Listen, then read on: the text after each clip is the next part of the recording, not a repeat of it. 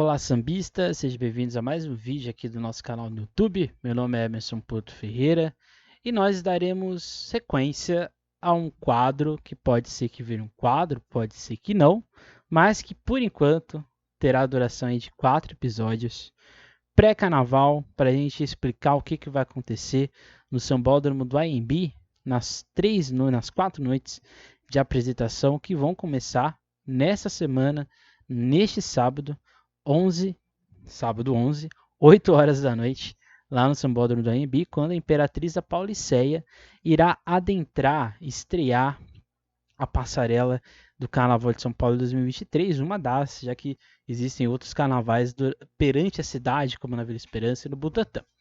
É isso. Hoje nós iniciamos o Paulistando, um quadro que tem como objetivo falar sobre São Paulo. E hoje vamos falar sobre o manual do jogador ou o regulamento do Carnaval de São Paulo. Então, um tema polêmico, mas que esperamos que você consiga entender e refletir acerca do que é esse ponto tão decisivo da folia paulistana. Então, venha conosco e roda a vinheta.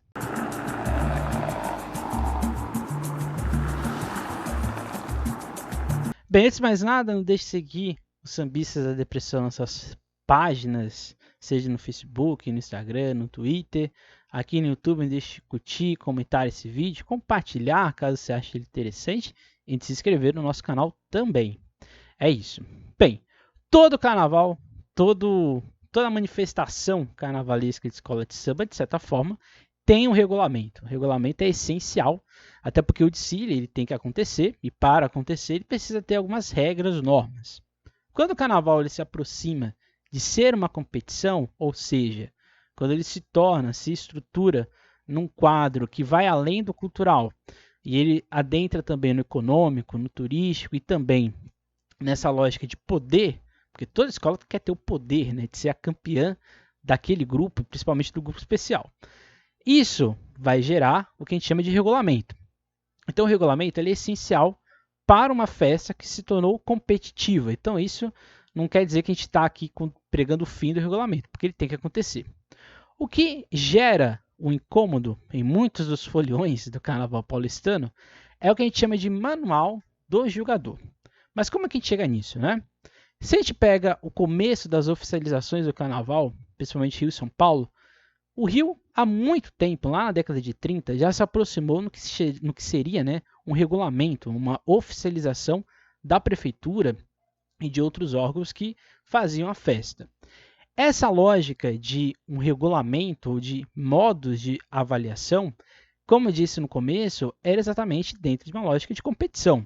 Então você tinha que gerar uma campeã. Para você ter uma campeã, você começou a criar vários meios, vários mecanismos de descobrir se tal alegoria é melhor que a outra, ou se o bailado de um mestre-sala e porta-bandeira foi melhor do que o outro. Então assim você vai criando meios, formas, mecanismos de julgamento, ou seja, o que hoje no Rio e São Paulo existe de manual.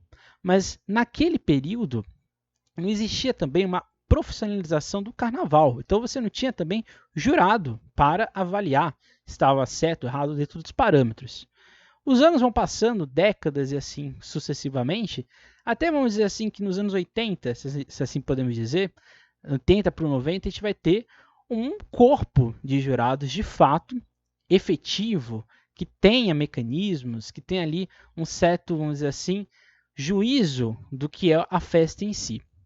Então, o Carnaval do Rio de Janeiro, ele historicamente criou mecanismos, formas de avaliação. Não é à toa que o Carnaval do Rio de Janeiro ele é feito de forma comparativa. Né? Então, as escolas do primeiro dia normalmente são julgadas, né, comparadas com as escolas do segundo dia, para você chegar ali numa coesão ou no mais próximo da realidade de qual foi a melhor escola. Pois bem, o Carnaval de São Paulo, essa lógica de uma evolução histórica da forma de avaliação, não foi como o do Rio de Janeiro. Pelo contrário, né? O primeiro regulamento, a primeira lógica de avaliação do Carnaval de São Paulo, ele é emprestado, ele é, vamos dizer assim, copiado do Rio de Janeiro, que é na oficialização em 67 para 68. Nessa virada, muitas coisas começam a surgir em São Paulo. Por exemplo, ala de baianas, coisa que não existia, mestre-sala e porta-bandeira, alguns instrumentos que não existiam em São Paulo, que passam a ter que ser obrigatórios por causa que eles eram comuns na lógica de escola de samba no Rio de Janeiro, e assim diversas outras, vamos dizer assim, formalidades que a folia foi criando no Rio e que São Paulo, de um dia para outro, começou a surgir e se estruturar. Então, a lógica de avaliação do Carnaval de São Paulo sempre foi polêmica, né? Não é à toa que as grandes apurações que envolviam várias brigas, vários questionamentos dos presidentes, se tornou um ato folclórico do nosso carnaval, exatamente por causa do modo de avaliação. O que a gente chama, a gente pode dizer assim, de um modo dos parâmetros atuais de julgamento, a gente vai ter neste século, né? Ou seja, nesse período ali de 10, 15 anos atrás. O que a gente está falando aqui hoje, que é um regulamento ou um manual de julgador, ele começa a surgir, ele passa a ter a sua mudança em 2014. Na minha tese de doutorado, que eu estudo exatamente a ideia de espetáculo, de grandiosidade do Carnaval de São Paulo, um dos tópicos que é sempre sensível e que é um ponto que, infelizmente, a gente não tem muita questão ou não tem muito pesquisa sobre, é exatamente a respeito do manual, ou desse modo de julgar do regulamento. Se a gente pega o manual de 2014, que vocês estão vendo aqui na tela, de alegoria, a gente tem ali algo muito simples, né? O que o jurado tem que ver nesse quesito e o que ele tem que avaliar para ele, vamos dizer assim, penalizar a escola de 8 a 10. Isso era o que o jurado recebia, era um documento ali de 28 páginas no máximo. Porém, para 2015, as coisas começam a mudar. Como vocês também podem ver na tela que está aí para vocês, a gente tem, por exemplo, que a partir de 2015 as coisas mudam de várias formas, porque a gente vai ter concepção, efeito, acabamento, apresentação e outras questões mais para chegar-se ao que uma escola faz de alegoria, certo ou errado. Só que até aqui, 2015, 2016, a gente tem ainda uma certa subjetividade do olhar do julgador. Então, o julgador ele não tinha necessariamente uma tabela ou um parâmetro de que ou como ele tiraria a nota da escola. Coisa que vai surgir somente em 2017. Como também dá para ver aqui na tela, em 2017 a gente tem já falhas leves, médias, graves e gravíssimas dentro de pontos de avaliação, que no quesito alegoria envolve inclusões de elementos estranhos, falta de variedade, criatividade, acabamento e falhas de execução. O que em tese é subjetivo passa também a ser agora, ou começar a ser, objetivo. Então, é como se uma escola apresenta essas questões ou falhas de criatividade e de acabamento, isso é o suficiente ou isso é o correto de tirar a nota da escola. Então, ou seja, a gente pode, vamos dizer assim, afirmar ou ter como hipótese que a partir de 2014 ou entre 2014 e 2017, nessa transição de 14 e 15 para 17, o Carnaval de São Paulo passa dentro do manual do jogador a ser um pouco mais objetivo do que subjetivo. E para o Carnaval de 2023, a gente tem uma mudança bem drástica, né? Porque se a gente pega, por exemplo, como está para ver aqui na tela, o mínimo erro de execução, o mínimo erro de realização e o mínimo erro de acabamento já é o suficiente para a escola perder ou ser despontuada em décimos.